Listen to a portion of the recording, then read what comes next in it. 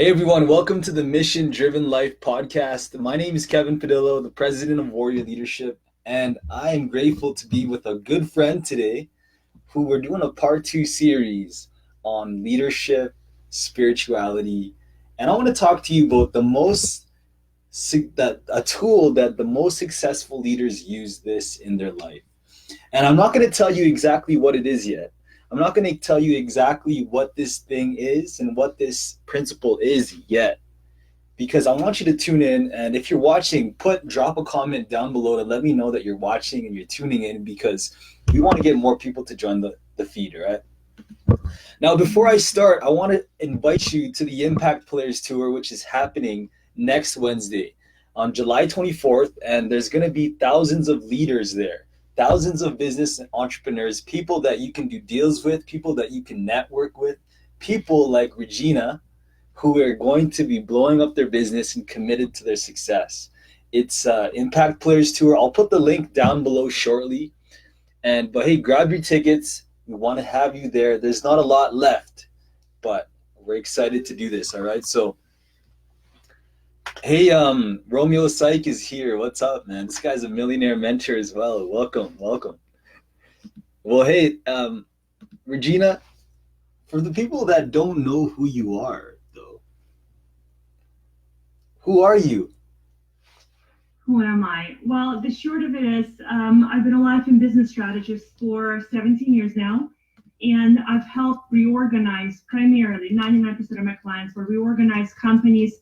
Each one can generates anywhere from $2 to $2 million annually. So I've seen a lot of heartache and pain that comes with failure of a company and the restructuring of it. So I'm very passionate now to take all of the almost 2 decades worth of experience and work with up and coming or fairly new business owners and entrepreneurs and teach them and help them how to grow correctly and successfully to avoid all those common mistakes that people make to get them to a point of failure and financial chaos and things like that. Because the list, like we've talked to you and I before, Kevin, the list for success is the same, the list for failure is the same, doesn't matter which industry you're in.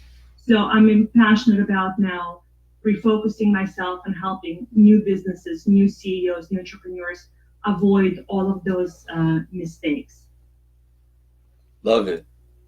And I know mistakes, look, they happen all the time for an entrepreneur, right? Mm-hmm. So you're helping them avoid that? Like, are you helping them avoid that? Are you helping them learn from their lessons? What exactly? Well, I teach them navigating a company, being a business strategist.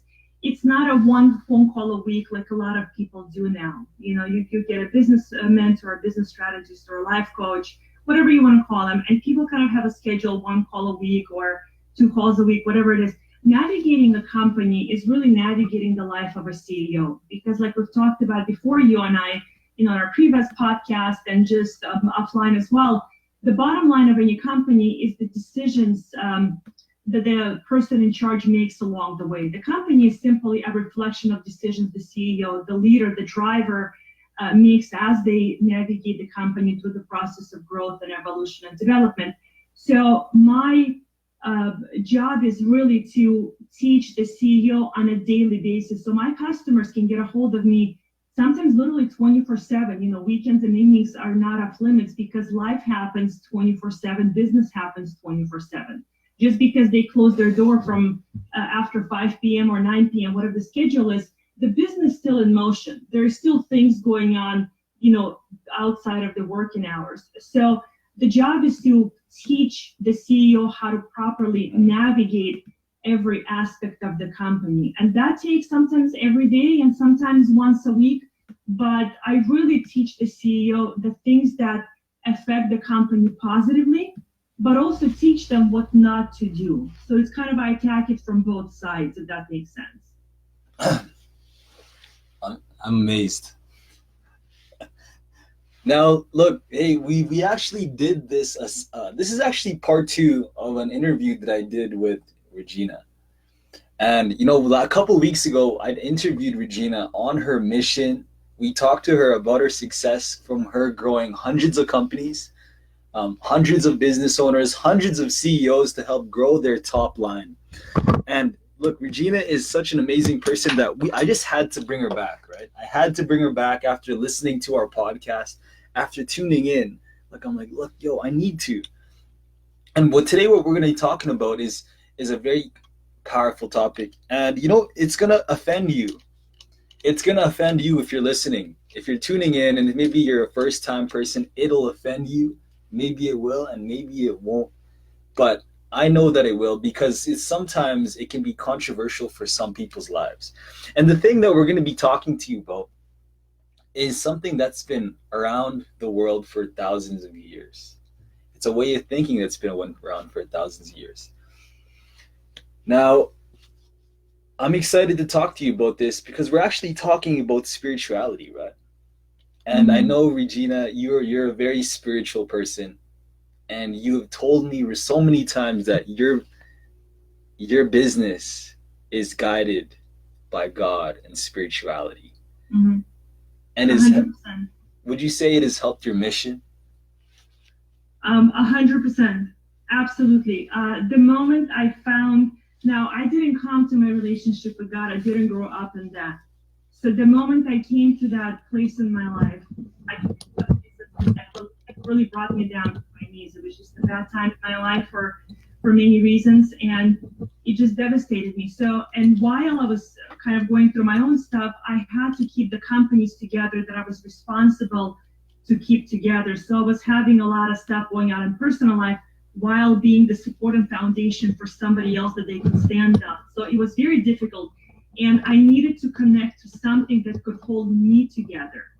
And people just weren't people couldn't do the job, not because they're not great people in my life, but there are just some things that are too big for people to handle.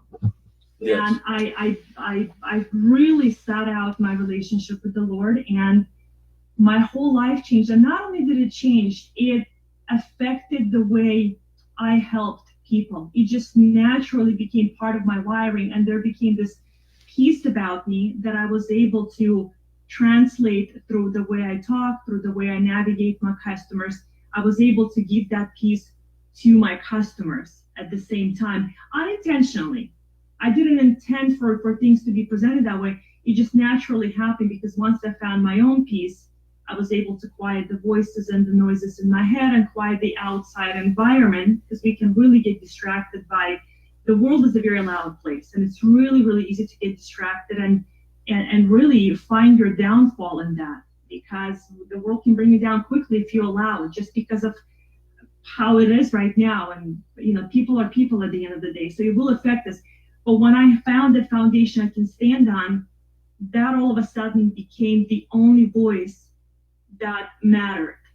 So instead of having 20, 30 people coming at me with their opinion and all of that, it became one, if that makes sense. I only had one source to pay attention to, and that allowed me to bring so much more benefit to my clients. Because when you help people build their companies or restructure, there's a lot of chaos. So as a business strategist, I have to bring peace and clarity and calmness to the table, because they have to be able to rely on me, to go to me, to give them a peace of mind and a safety and a security when they're going through their problems. So God gave that to me, and I was able to give it to the other people. So it was like a chain effect. And it was amazing to see, because as my life was transforming, unintentionally, I was making a bigger impact on the lives of other people. And when they saw the impact it had on my life, and they would ask me questions, a lot of them found themselves searching and reaching for that spiritual relationship. So that was, it changed my life, and it allowed me to change the lives of many people that I've worked with and continue to work with. Okay, so you're telling me that when you're working with all your clients, and how it's crazy and there's a lot of chaos happening, you're saying that instead of focusing on all these different people, you focused on one thing over here. Like, I'm curious about that.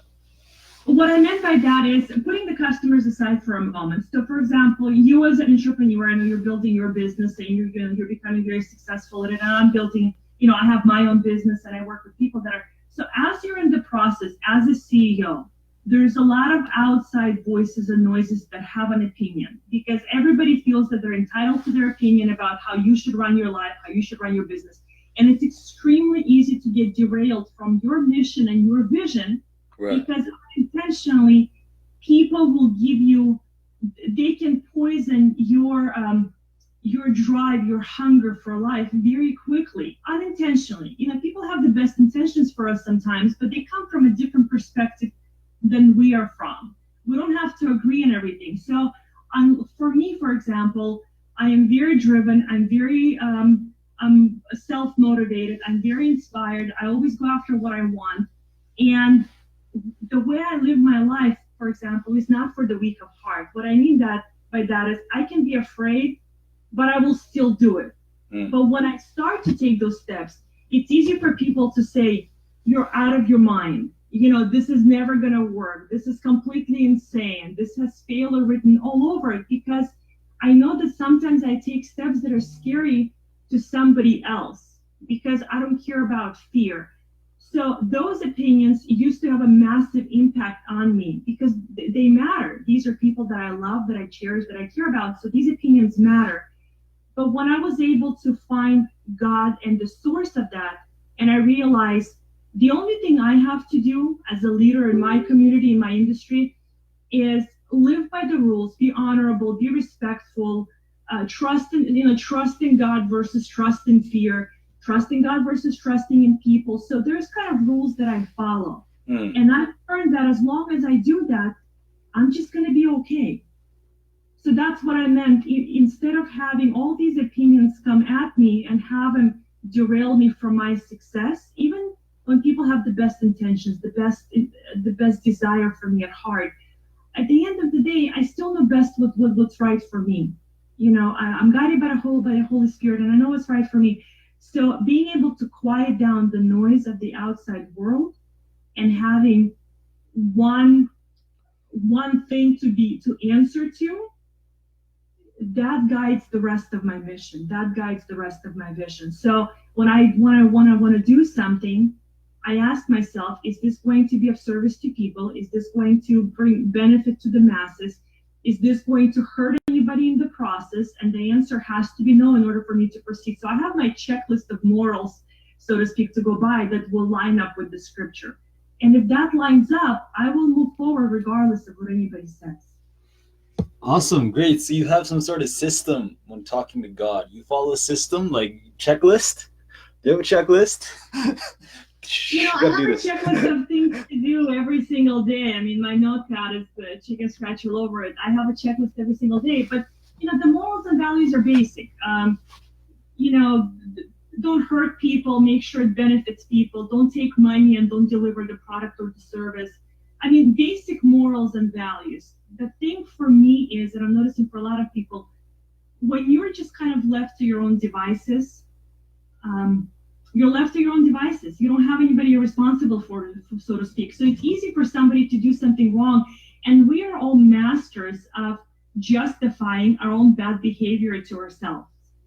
I'm sure, listen, I don't walk on water. I'm not perfect. I've done my share of mistakes that have cost me a lot of, even emotionally and financially. So it's very easy for us to do anything we want and then justify it to ourselves. But I've learned for me, if I have that one source that I have to answer to, because I feel that I have to answer to God for my actions. I do feel like that it brings everything together. It creates a very simple checklist, but a very profitable checklist. Because when I put all these things in place, when I implement an honor system, a handshake means something, my word of honor, when I tell people something, they know 100% it's going to get done, things like that, it yields in massive amounts of new business and cash because money is very organic. And people feel from you that you have some sort of a moral foundation you stand on, and they want to work with you because money is organic. People focus on making money. Focus on doing things the right way. Focus on bringing value. Focus on being of service. Money will follow. Don't focus on money. Money is just a byproduct of the decisions you made along the way. That's all money is. It's simply a byproduct. I agree with that. I like what you said about that, how like being of service first and being of action and serving first. Because I can really agree, right? I can agree. Like I know that I've been really focusing a lot lately because me, I'm working on my income right now, growing my income, and yeah, it was tough for me earlier in the month to get money, right? Like I moved out, and I'm living on my own, and when I started to trust God and I started to trust spirituality, I wasn't as stressed as before, right? I wasn't like, oh, I Mhm. wasn't stressed. And what was interesting is that I I started giving more, like giving people my time, and like giving people, helping people, like helping my landlord or helping someone on the street, helping Mhm. someone carry a bag, right? Mhm. And what's really cool is like when I do these little actions, it's like a vibration, like it's just Mhm. vibes, just like good things happen, right? Mhm. And then all of a sudden, like spiritually, something comes into my life, and that looks like sometimes money, right? It just shows Yes. up. Mhm. It just shows up. Yes. It It's just. crazy. Mhm. It just shows up. You're completely correct. Yeah. Because it's, like you said, when you found your spiritual path and you decide I'm going to hand it over to God and just do my life, until I did that, I lived in massive fear. So if you want to talk about fear to somebody, I'm an expert on fear. Like it used to handicap me. But what it also did is because it would handicap me, I couldn't function. I was so busy being afraid, I couldn't do anything else. I couldn't help my customers, I couldn't produce. It was hard to take care of my kids because fear can really handicap you. And as a single mom who had to raise two kids and provide for three people entirely by myself in one of the most expensive states we have in the US, which is California, fear can really handicap you. So when I found God, fear was no longer a line item on my checklist I had to address. And I was Right. blown away that once I got rid of fear, how much time I actually had to give to people, to work, to help, to be of service. Like it opened up my entire day because otherwise I was so paralyzed with fear, I couldn't be productive in anything. But like you said, giving and doing things is extremely important because I do a lot of work on the side, on the kind of, but I do it quietly, and then I enjoy giving back in that matter. I'm about to do additional things in my life that's really just giving back, nothing in return, massive give, and I'm not even asking for anything because I understand the basic laws of the universe, and I understand that even the scripture says that to those who much is given, much is required. I know I've been blessed beyond measure to be able to do the things that I do in my life and to be able to help so many people. So I've had an incredibly blessed life, and I'm only 41, and I can say I've helped grow and save over 100 companies. I've helped, save thousands of jobs. I've helped save countless marriages. So I can say that in my short time on this planet, but that is because I found a source and foundation for myself because the moment I did, my career just skyrocketed. It just took off. I can't even explain it. It was instant. It was like somebody pressed a button and everything just went 100 times faster, and it was amazing. It was incredible. Love it. Now I want to tackle a couple things because I know some of our listeners, some of our people in our audiences, they probably have some objections to this, to Mhm. us, because we're basically selling spirituality to our audience right now, and convincing them and leading them towards thinking in this mindset, right? Now, there's a couple things that came up for me, like growing up, because I grew up in a Christian household. I went to church 2 times a week, and I love church. Like I love going to spiritual places, but you know, during my time growing up, I started to like doubt my church.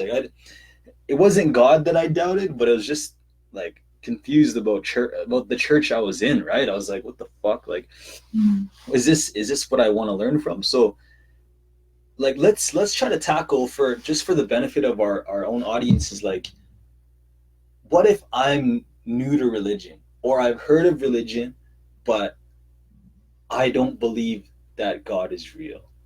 You know what I mean? Like, so let's say someone's listening, they're like, look, I don't believe God's real. No one is real. That's all BS, right? What would you tell them if they're an entrepreneur and they think God is BS and there's nothing? What would you say? Well, two things really quickly. When you said about religion and church and people, I think the misconception is, and I also saw it in myself. First of all, you have to search for the right church where you fit in. It's not the first one you walk in. So, like, I searched for mine. I took him out for a test drive, so to speak. I would go, I would see how I fit in, I would see if it makes sense. But if you're going to, a lot of people go to church and they say religion, they focus on people in the church. They focus on the people and what people say and people do. I go there personally every Sunday and I do Bible study with my own group, and I'm about actually to lead my own Bible study. The church has offered me to do so, and I think it's a fantastic way for me to give back, to lead people in scripture. But I don't go there for that purpose. I go there to kind of get into spirituality into myself. I don't focus on people when I go to church. I go there for my spiritual reasons, not for the religion, if that makes sense. So people confuse the two. You know, if you go to church, you focus on people, you're going to be disappointed many times because everybody's struggling with something. Everybody's got issues. Everybody's got a personality. Everybody has something they're going through at that moment. So you have to go to church for the spiritual part of it. I hope that makes sense. I mean, I know that helped me stay out of the chaos of when you deal with people and just focus on, you got to know why you're going there. It's to connect with God, first and foremost. And the second, for the community. So, and the community aspect, you have to go to a few churches to see what, you know, whether it's a church, whether it's a temple, whatever it is religiously for you, whatever religion you follow, you just have to see what fits for you. And it can be a few, you know, you got to go through a few sometimes. What was the second part of the question? I think the second part of the question would be, I would say,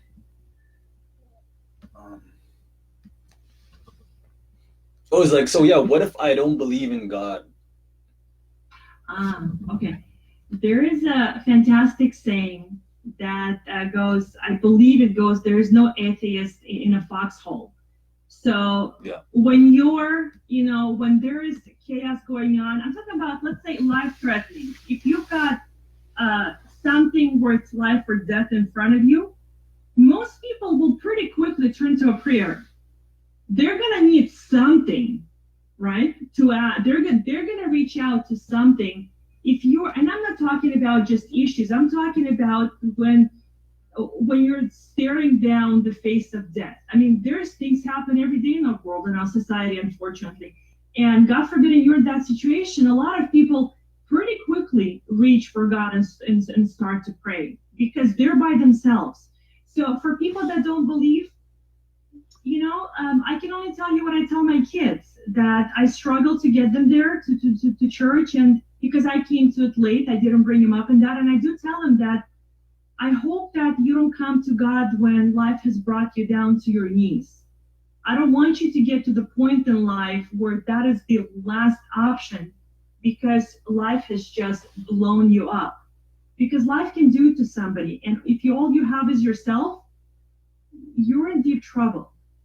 You're in deep trouble because you can't rely just on yourself. Because if we were this perfect being and could solely rely on our senses, on our internal navigational system, nobody would ever be in trouble. We wouldn't have the issues we have in the world. We wouldn't have the problems. We wouldn't have the chaos, right? If everybody knew what's right and did what's right, we wouldn't be having what we're having right now.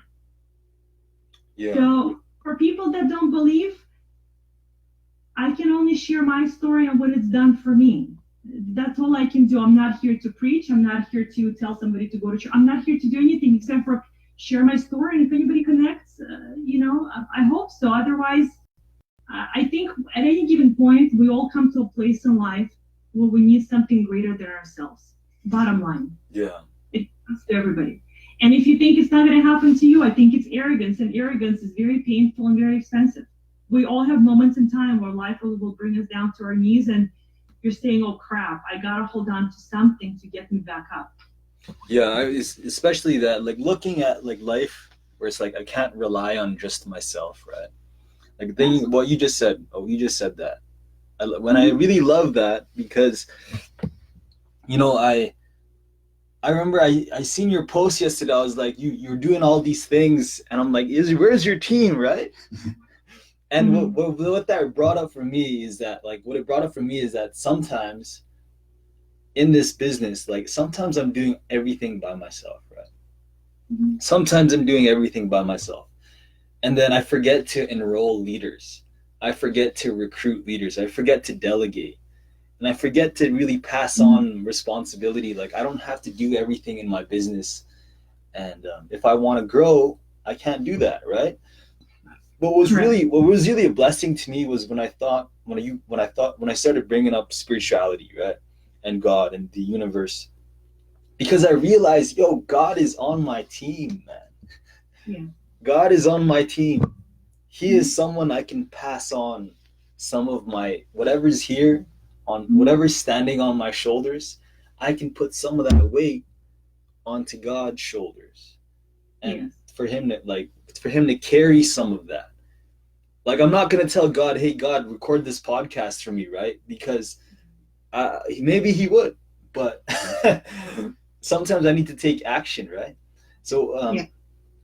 that's really interesting. Like, what's really has been like growing for me is like my my ability to be less controlling and less filled with burden, and to feel more at peace when I know someone's having my back, right? Yeah. And I only started learning this recently, right? Mm-hmm. I only started learning this recently because I spent several years of my life in prison, right? I was in jail for 3.5 years of my life. Mm-hmm. And what was really a blessing for me was like when I was locked up and I was sitting in segregation and there was a plexiglass window I would stare out every day. It was a big window. I couldn't break through that window. It was very strong. And I would stare out every day for 23 and a half hours. I would look out that window and I would just swear. I'd be like, where the hell is God, man?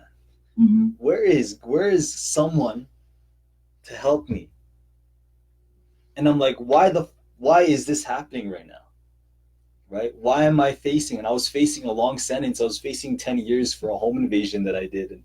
And I was about to get sentenced. And it was a very eye opening. I remember this moment, right? And I remember looking down at the toilet. There was a toilet in my room. And I'd look down and I would always spit in that toilet. And I would just look. And that was the day I left God. I'm like, you know what, God, I don't even believe in you. Mm-hmm. I don't believe in you right now. That was the day I forgot. I like left God behind, right? And yeah, I guess what I'm thinking is long story short, what I'm thinking is that I realize some of life's journeys and the hard moments in life, Mm-hmm. there are times those are actually moments that God wants to connect and Spirit wants to connect with me more. Yes. It's like a calling, right? So Yes. yeah. But like you said, you did something and there were consequences, right? Yes. Right. I paid attention to what you said. You were thinking, God, where are you at this moment? Instead of saying, look, I screwed up. I'm sorry I screwed up. So you took a different route. Do you see a difference? So it's No. not that, no, yeah, you do. Yeah, you do.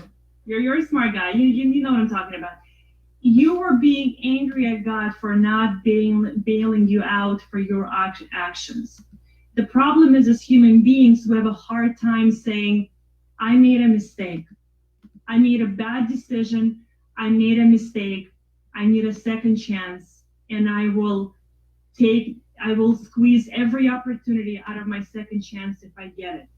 You were being upset and angry at God, but ultimately you got yourself in that position. I personally went through a horrific, devastating divorce, a horrific divorce. I mean, it's for a different podcast, but that's when life brought me to my knees. I mean, a really, really horrific and financially devastating divorce while raising two kids entirely by myself, financially and so on and so forth. And I recently was thinking back, kind of along the lines of you're saying, why did I get smacked upside the head by life so hard? And then I realized I made the decisions to marry somebody that I never should have married. I mean, bottom line, those were my decisions.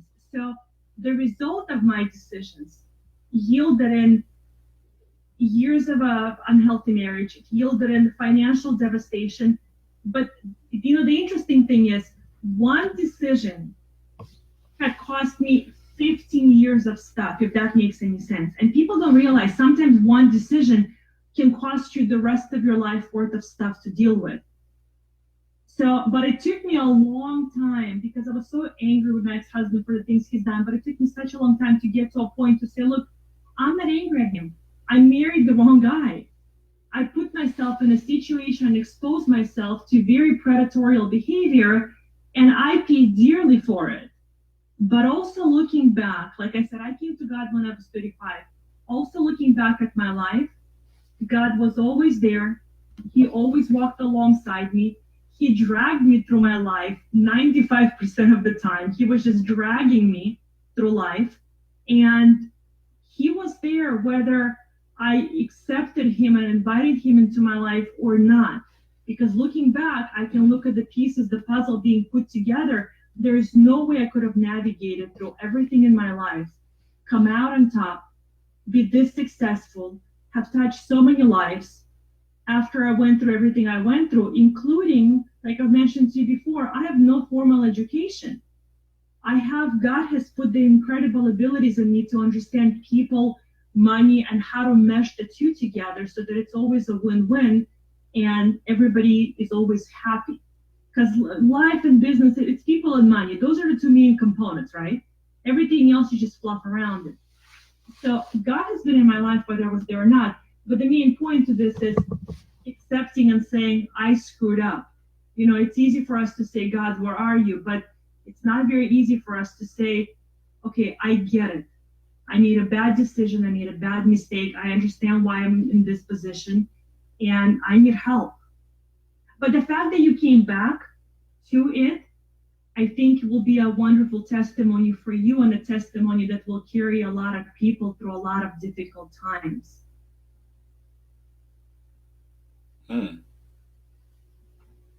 Thank you for that.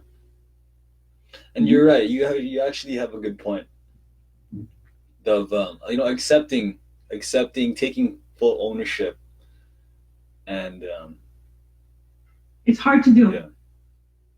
Because I know we can get caught up in blame, right? I know. I'll use an I statement. I get caught up in blame, and I blame others. When I realize I can just own up and know that it's me. And here's the power of taking full responsibility. Here's the power behind taking responsibility. If you take full responsibility, more likely than not, you will never do that again. Because you will always remember the heartache, the pain that comes with a bad decision. If you don't take full responsibility and don't learn from it, you are 99.9% will do it again.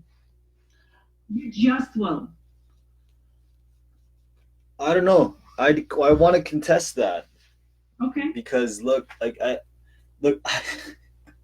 there are so many times I've taken responsibility where I still do it again. So maybe I'm not taking full responsibility, or I'm not. Yeah, listen, maybe it didn't hurt bad enough the first time. Maybe one time wasn't enough. Maybe it wasn't painful enough or financially expensive enough of a mistake for you to learn the lesson. Yeah, you have a point. That actually has me thinking, right? Like maybe I don't take it seriously. Maybe I didn't take that responsibility seriously. I don't know. Maybe only you know. These are decisions for you to make at the end of the day. But like the message I wrote to you offline yesterday, stay the path and stay the course. I've learned that if I do things correctly, eventually it will yield, and you will never look back in your life and say, oh man, I've done so many things right. I wish I did them wrong. You will never say that. People look back and say, I've made so many mistakes. I wish I did them right. But if you do things correctly and stay the course and stay the path and stay consistent every single day, you can't fail. It is not possible to fail if you're consistent, if you're honorable, if you're honest, regardless of what's going on in your surroundings. It just works. But taking full responsibility it's a hard one. Somebody told me once that, and they said this to me when I think I was about 30 years old. And still at 30, I was in a place, well, I don't want to share my mistakes. I don't want to share my divorce. I don't want to share all these things because it's embarrassing. You're still kind of insecure. What will people think? You're still at that place. But there's power in sharing your story. And I remember somebody told me that was 10 years ago. I was 30 years old, 41, 11 years ago, whatever. He looked at me and he said, somebody much older than me, 20 plus years older than me, very intelligent human being. And he said, there will be a day where you will have to stand in front of your own wall of demons and address them one by one, and that will be your rite of passage. Let me say it again, because it was a big statement for me. I'm sure it's a big one for other people listening, that there will be a day in your life where you're going to have to stand in front of the wall of your own demons and address them and deal with them one by one. That's your rite of passage. Unless you do that, there's always going to be something nagging behind you. And when they said that to me, I was like, you're nuts. Why would I touch that crap? Why would I want to look back? Why would I want to deal with it? Why would I expose myself to people? Why would I do all of that stuff and open myself for criticism and opinions and this and that? But the moment I established my relationship with the Lord, that was instantly the moment I dealt with my own wall of demons. And at that point, I don't care about sharing anything about my journey. I'll answer any questions. I'm doing a lot of interviews now. A lot of them. And everybody asks, what's off the table? Nothing is off the table. My life is to teach other people. My life is a tool that's been given to me to be a service and to teach other people.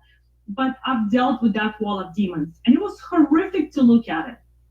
I've done this. I made this bad decision. I could have done better here. I could have done, it's hard to look at your life and take full responsibility of everything. But the faster you do, it's like your life takes off at a speed of light. It's like you unload this massive amount of baggage. And it really is a rite of passage. And what it allows you to do is it allows you to shut the door on all that crap and just start your life fresh.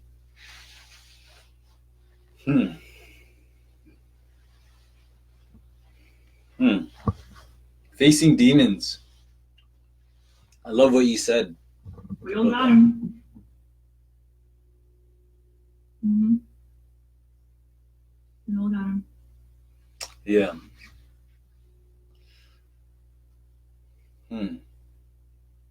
I'm curious of how you did that though, right? So you talked about, I heard you say that, okay, I had to face demons, so you faced God or the Lord, right?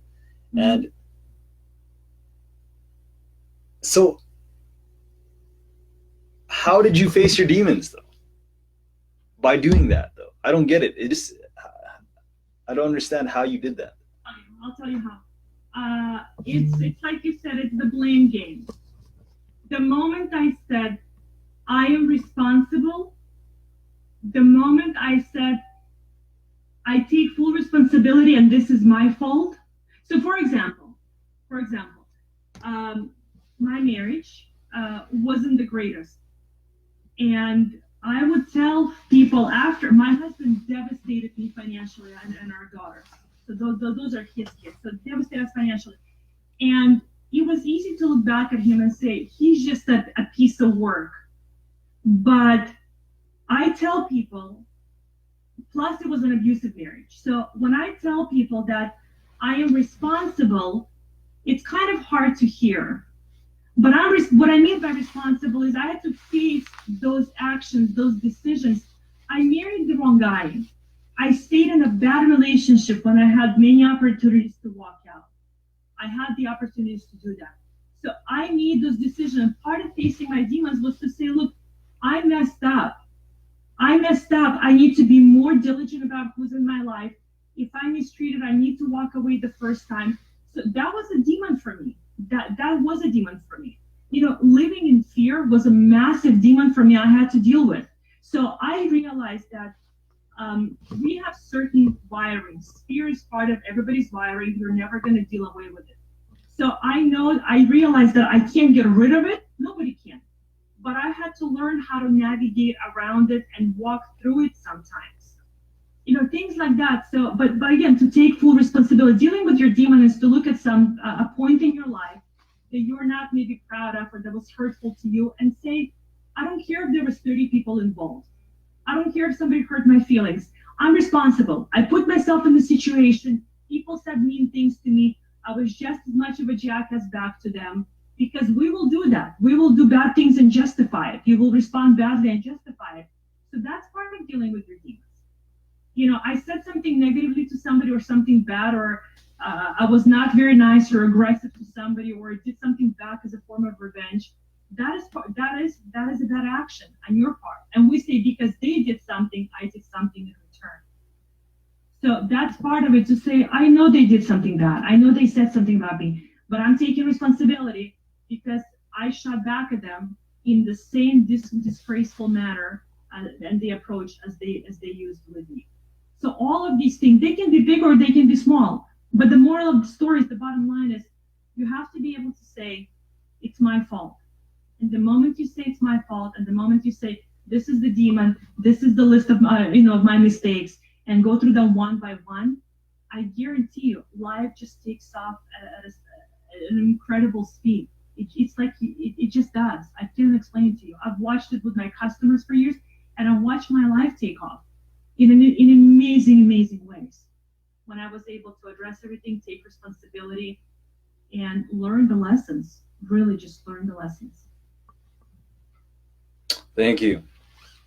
Now, Regina, I know it's time for you to go. I know you have things to do, so I wanted to thank you for being here today. We talked about taking full responsibility, which is a big thing, the big key thing that I bring into my life, right? And it's really interesting that you put it in that perspective, especially like owning my own shadows, my shadows, right? Because sometimes my shadows follow me, right? Yeah. In the dark, so they follow me, and sometimes I need to own my shadows and take a look at them, right? Mm-hmm. And but also being willing to let them go. Yes. And to face forward, right? So that's a huge gift. Now I want to thank you for being here today, and I'd like to invite anyone who wants to connect with Regina to check out her link right below here. She down in the or down into the description of the live, there is a free 45-minute call with Regina on structuring your business, getting your business sharp, getting your business ready, income generating, and active, right? Regina's gonna structure that up for you, and she's gonna do a 45-minute call with you. If you hit this link into the description now, hit that link, book your time with her. Even if you're watching the replay, or listening to us on Anchor, and maybe you're listening to this podcast in 20 years from now, this link will still be good, I hope, right? Is it good for? I guess. Let's say in 20 days, if you're listening to this podcast, if you're listening to the podcast, hit that link even 20 days from now. So in August sometime, and you're listening, you can get your call still, and you can find your time to grow your business and to sharpen your business. So I'm very grateful that you could be here, Regina. And is there any last messages that you want to share with us before we head out? Yeah, I think it's the message that I really always want everybody to get, and perhaps mention in the last interview that we did. I'm extremely passionate in relating to people the message, the idea that this is the only life you have. There is no second one. There is no another one after this. There is no do-over. When the curtain in your life goes down, it goes down. And I encourage everybody to not get to the end of their day, to the end of their life, and be looking at a list of regrets. be looking at a list of broken relationships, be looking at a list of things they didn't do because they were afraid. Because that day will come. You know, as I told one of my customers who was telling me, I'll do this one day, I'll do this one day. And my response was, one day you'll be too damn old and tired to do anything. Do not live by, don't let life pass you by. So you're looking at the list of traumatizing, horrible experiences, and just to look back and realize, shit, my life's gone. I'm never going to be 25 again, or 35, or 40, or 55, whatever. I'm never going to have the strength that I have now. And nothing matters anymore, because ultimately, very few things matter. It's the relationship with God, it's the health, it's your family, it's good friendships.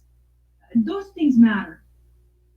So I wish for everybody to get to the point in their life where they have a list of successes, a list of things they can celebrate, a list of fantastic friendships, a list of wonderful relationships and love along the way. So that's how I live my life. I ask myself, everything I do, I genuinely ask myself, is this going to go in the list of regrets, or is this going to go in the list of successes?